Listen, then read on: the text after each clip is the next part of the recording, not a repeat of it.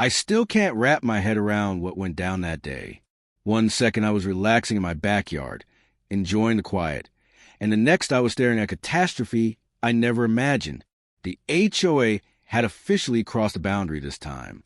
And Karen, of course it was Karen, managed to turn everything from bad to ridiculous. She didn't just break a few rules. She hijacked my property and treated it like her own event venue. And the worst part was that I had no clue any of it was happening until everything blew up. It all began a few weeks earlier when I spotted some odd construction activity happening right behind my place. At first, I figured it might be some neighborhood improvement plan, but soon I realized the worksite sat directly on my land. The HOA, with Karen running the show, decided my yard was the ideal location for a deck extension. No permission, no notice, nothing. They just started hammering away. I tried to keep my cool, assuming it had to be some mix-up. I walked over and asked one of the builders, "Hey, whose land is this supposed to be?" He shot me a nervous look and muttered, HOA property, I think. And that's when I saw Karen perched nearby, clipboard in hand, barking directions like she owned the entire subdivision. That smug expression she wore was unbearable. She had that classic look that basically screamed, "I can do whatever I want and you can't stop me." By day 3, the deck was nearly finished, and I felt sick. Every board, every beam, every screw practically yelled, "You're being robbed." I stormed to the HOA office demanding answers. Naturally, Karen was the one to greet me, and she had the audacity to grin like I was making a big deal out of nothing. "It's a community upgrade. You'll appreciate it eventually." I wanted to yell, "This is literally MY property," but she dismissed me with a wave like I was some annoying background noise. I went home that night furious and unable to sit still. I started measuring everything, checking boundary maps, reviewing local codes. Every part of that deck violated regulations. My heart raced thinking about what could happen if someone stepped foot on it before any safety check happened. I reached out to a lawyer. I sent multiple emails. Karen didn't budge an inch. She strutted around like she was made of steel, as if her HOA badge gave her invincibility. Then came the night of the party. I was out picking up groceries when my phone buzzed with a message from my neighbor. Did you know there's a party happening on your deck?" I froze mid-step. My stomach twisted. I bolted home, the freezing air doing nothing to slow my panic. As I got close, I heard laughter, clinking glasses, and music shaking the yard. Through the trees, I spotted Karen welcoming people like she was hosting some elite gathering. Champagne raised high, blissfully unaware that the deck stood illegally on my land. I dashed toward the yard, shouting for her to stop, but she only giggled. "It's totally safe," she yelled back. My chest tightened. I wanted to yank her off the platform, tell everyone to get down, but it was too late. I could see the wood bending beneath her, trembling like it was seconds away from disaster. Fear surged through me. I tried to yell again, but the music drowned out everything. And then it happened. The center of the deck caved in with a violent crack. People screamed. Champagne went flying. Karen screeched as she tumbled into bushes, clinging to her glass like it was priceless treasure. My yard looked like a wreck. Bits of wood littered the ground. Guests scrambled everywhere, some limping, some laughing awkwardly, unsure whether they should be scared or embarrassed. I couldn't move. I just stood frozen. My property, my boundaries, my rights, completely trampled, and all because Karen couldn't resist showing off. My hands trembled. My thoughts spun. I knew this was just the start of a battle I wasn't sure I could win. And still, in the middle of all the chaos, part of me couldn't look away. There was something in Karen's expression, something unguarded for a split second, that made me realize this wasn't just about the deck. This was about dominance, pride, and a hidden truth she was desperate to keep buried. The next morning, I woke up to the aftermath. It was far worse than anything I pictured. My backyard resembled a battlefield. Broken boards, scattered nails, overturned chairs. Everything was a mess. The HOA had left a pathetic, half-hearted note taped to my door. "Sorry for the inconvenience. The deck will be inspected. Just those bland words, as if that could magically undo the destruction they left behind. And Karen? She was conveniently nowhere to be found. I called my neighbor hoping to fill in the gaps, and that's when I heard the whole story. Turns out, Karen had thrown some exclusive HOA gathering the night before. Invitations went only to her chosen favorites, and she had sworn up and down that my deck was perfectly safe. People were drinking, dancing, and acting like they were at some VIP lounge. My deck had practically become her personal spotlight, and it literally collapsed beneath her and her precious elite crowd. I knew I had to confront the HOA. I marched into their office, clenching my documents, heart pounding with fury. Karen was there, as expected, sitting in her chair like she was royalty. She didn't even blink when I slammed my hands on the desk. Do you understand what you caused? This deck was illegally built on my property. Someone could have been seriously injured. Karen leaned back with a smug little grin and said, "It was just a small incident. No one was hurt. Honestly, you're blowing this out of proportion." My blood boiled. Overreacting? People fell through a collapsing platform. She'd hosted a private party on MY land without a shred of permission. She waved her hand like my words were just irritating background noise. Her staff tried to intervene, mumbling about inspections and paperwork. But Karen cut them off. "Relax. Everything's under control." Her tone made it obvious she believed she was invincible.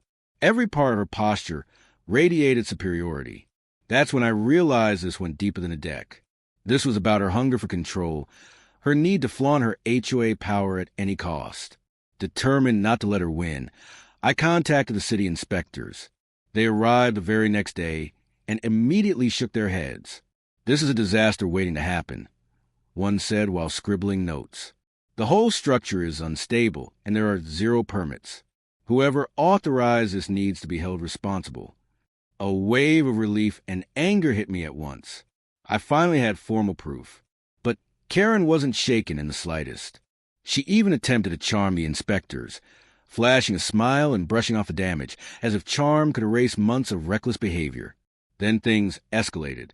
Realizing I wasn't backing down, Karen called for a mandatory HOA meeting, right in my own backyard. I couldn't believe the nerve. She actually wanted to hold a formal meeting on the same deck that nearly injured her guests, on the property she had invaded without consent.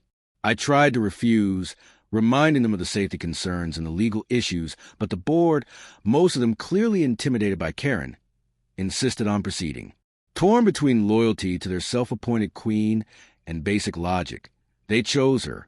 The meeting started, and it was absolute madness. Karen spoke first, her voice dripping with arrogance. She portrayed herself as a victim, claiming I was difficult and aggressive, twisting everything so it seemed like I was throwing a tantrum over something insignificant. Meanwhile, I could see people from her secret party still sporting bruises, still shaking their heads in shock over collapse. Every time she smirked, I felt my temples throb. Then came the twist no one saw coming. As Karen strutted around bragging about how successful her party had been, when the remaining planks cracked under her foot, she shrieked and grabbed at the railing, only for the railing to wobble dangerously. The entire group gasped. For a moment, the air felt electrified. Everyone froze. I stood still, heart pounding, realizing the universe had delivered a preview of justice before I even lifted a finger. But despite that scare, Karen didn't show any real panic.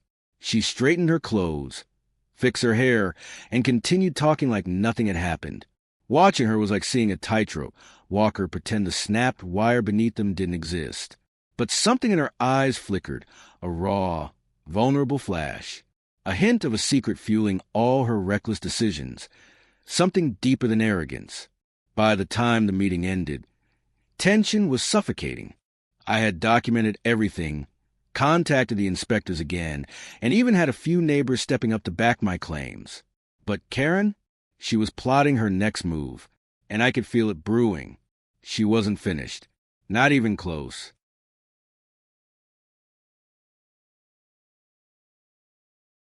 Shot. That night, as I sat in my living room, staring out the wreckage, I knew this mess wasn't just about a deck. It was tied to Karen's relentless need for dominance. And whatever she was hiding was on the verge of surfacing. The next morning, I woke up with new determination to uncover Karen's true motives. The shattered remains of the deck still litter my yard, a constant reminder of how far she had pushed things. But there was still one question I hadn't answered. Why? Why would anyone gamble with legal consequences, risk injuries, and endure public embarrassment just to throw a party on my land? Karen wasn't reckless without purpose. Something deeper was driving her. I started digging. I combed through HOA documents, old email threads, and lists of event attendees. That's when something odd appeared. Karen had been sending out secret invitations for months, long before the deck ever gave way, to a very specific crowd: investors, real estate brokers, and high-profile homeowners. At first, it looked like simple networking, but the more I read, the clearer the truth became. She had been planning to claim my property piece by piece.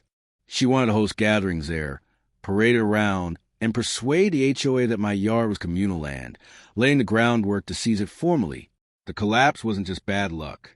It was a risk she willingly took in her quest for control. With this new information, I confronted her at the next HOA meeting.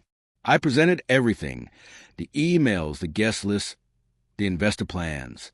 Karen's polished confidence flickered for a split second, a tiny break that revealed her fear.